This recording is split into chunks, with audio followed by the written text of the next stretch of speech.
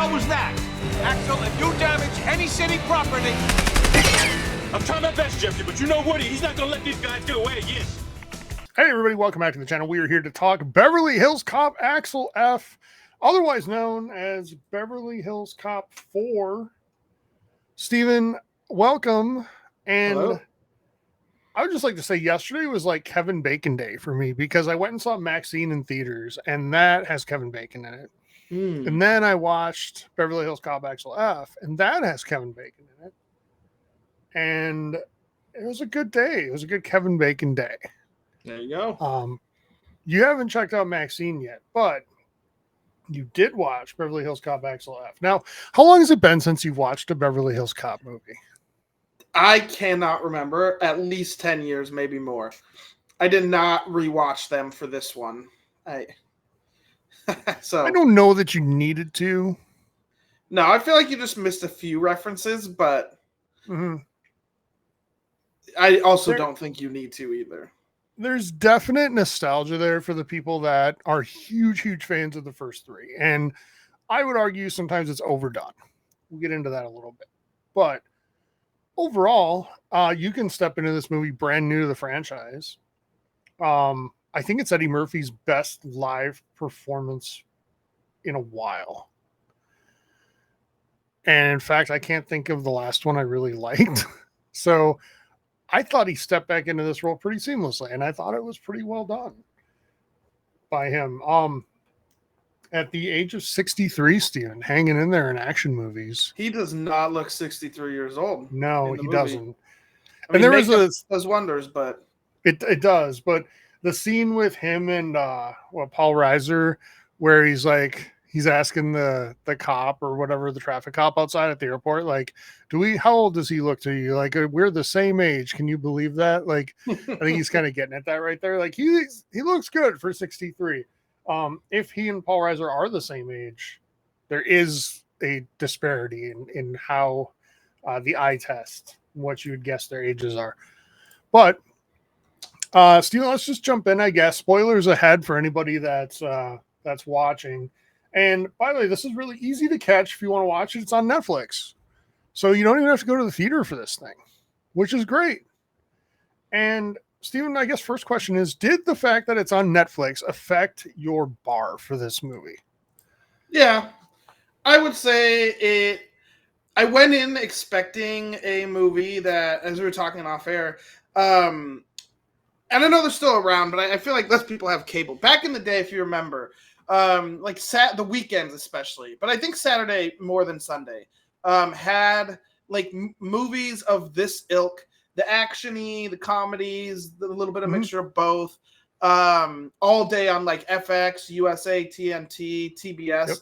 TBS had more comedies, but those were the four I remember watching a lot, like over the weekend. Like you just want something on, you turn on one of those movies, and you're not engaged. You're not expecting Dune 2 level storytelling, or I mean, even more highbrow than that, of course.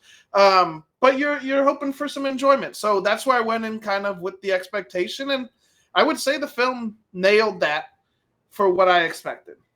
It was an enjoyable, like hour and a half, 2 hours. I think it was 2 hours long. Would you agree when I say that this is fun more than good?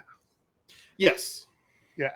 Like, it's a fun time at the movies. That's okay. Like, there's nothing wrong with that. And I'm with you. Like, those days where you could just, like, completely unplug on the couch and watch, like, 3 movies in a row on TV are great. Like, I remember as a kid, I think it was TBS or something like that. Correct me in comments if I'm wrong. TBS would have, like, the 12 Days of Bond. There would be James Bond movies every day for, like, 12 days straight. And it was great. Like, as a kid, those were the first time I saw a lot of those. Yeah, Star Wars for me on like the whatever channel it did, but it was basically 4, 5, and 6 back to back. Or maybe it was one each day for 3 days straight. I can't remember, but it was stuff like that. That's how I got into all like movies and film. Yeah, and you can call this we're taking the roundabout path to making this point. I think this was a brilliant choice by the producers of this film. I think if this movie had gone to theaters, Steven, it would have bombed. I would agree.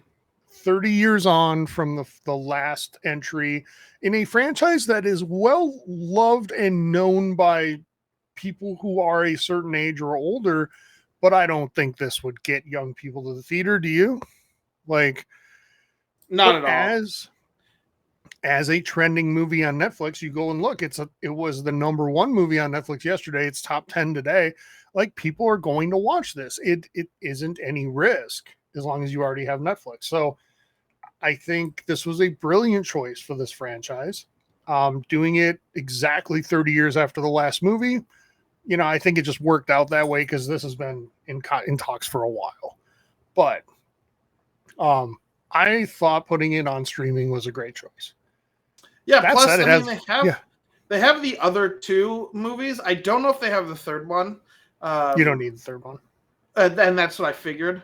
Mm-hmm. So, like, it was one of those movies where it made me want to go back and watch the first 2 again. Like, and see if I remember them, or if I had seen them. I might not have seen them. I'm not sure. I'm pretty sure I've watched them because, like, growing up, Eddie Murphy was, like, to me, my childhood. Like, he was in the movies that I liked watching, Nutty Professor, Shrek, things like that, where Flubber, he was that age. Or like when I was young, it was when he was in that part of his career where he was doing. There's like 2 Eddie Murphys, Steven. There's like Eddie Murphy from the 80s, which is not that. Yes. Of like his stand-up, Eddie Murphy Raw, and all of that, and being in these movies, Beverly Hills Cop 1 and 2, and being in 48 Hours and another 48 Hours, and The Golden Child, by the way, like cult classic, if you ever get a chance to check that out. But then there's like a little bit later, like a decade later, Eddie Murphy, which is more geared towards, I think, what you're talking about, right? Yeah, so absolutely. Growing up in that time. So like when I was older, though, like if I saw Eddie Murphy in a like cop movie, I would have been all over it. So I'm sure I have seen one of the other 2. I just do not remember them. So I was going into this movie with not a ton of expectations. And I pressed play, and the first like opening bit was so fun. First 15 minutes. Yeah, it was one of my more favorite openings in a like comedy movie that I can remember.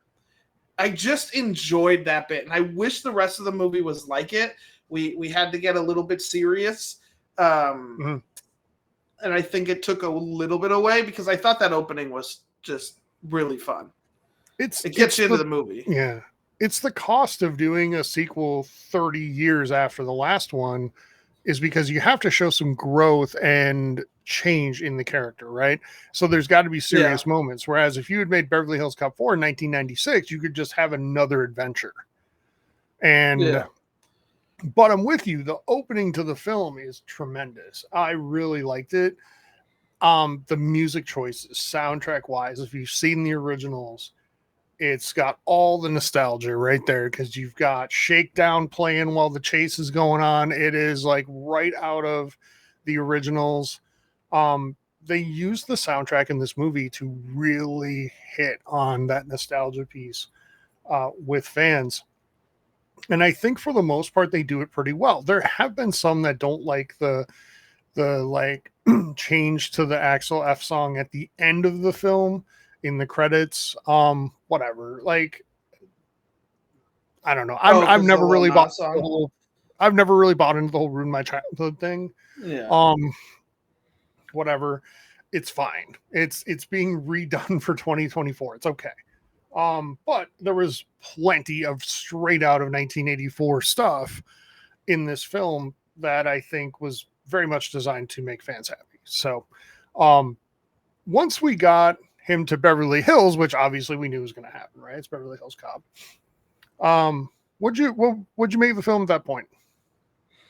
It was a very cookie cutter plot with the usual story beats that come in this type of like cop movie. When I was trying to talk to my wife about the genre, I was like, it's like a buddy cop movie, but then I was like, it's not quite that. It's hard to describe exactly what it is, but it feels like every type of movie that would be like this story played out. Like you just know where all of it is going. And it's fine for what it is. Like, if you expect greatness and to be blown off your, out of your seat or whatever, it's not happening.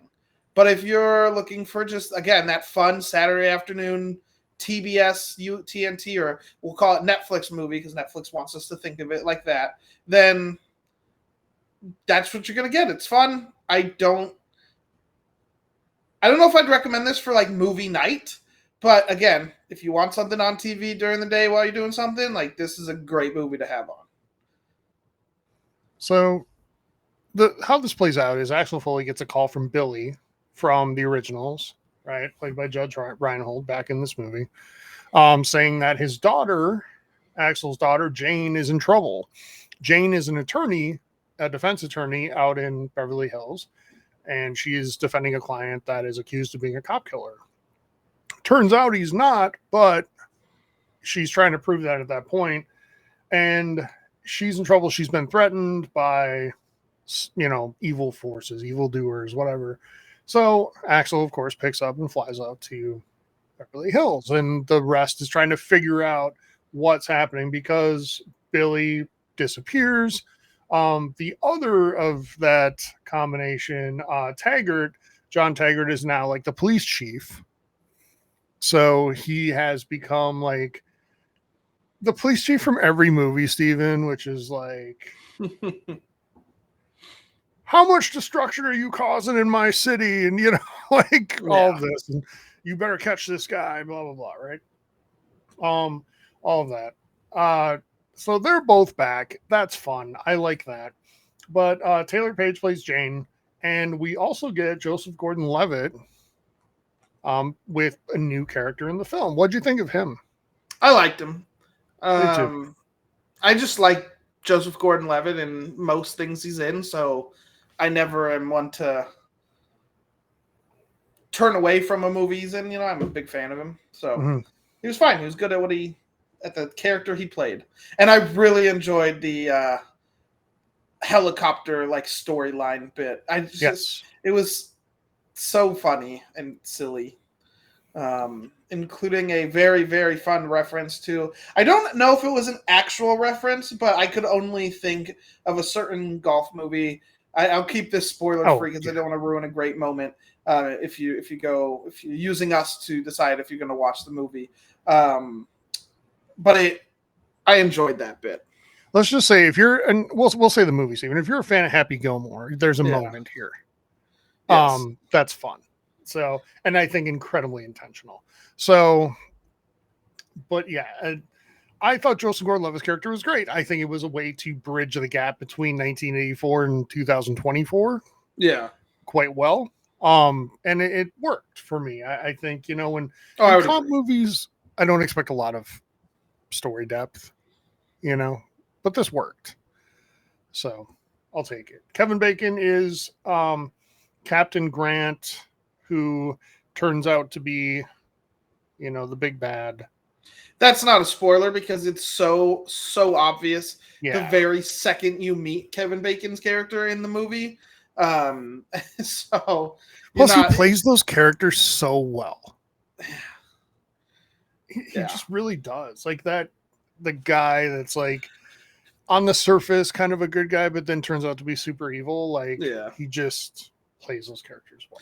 Overall, it was there was a lot of fun like action sequences and like one-liners and jokes. It was pretty well paced. Again, cookie cutter plot, but it was okay. Like I'm not okay. I'm all right with that. I'm not angry at it.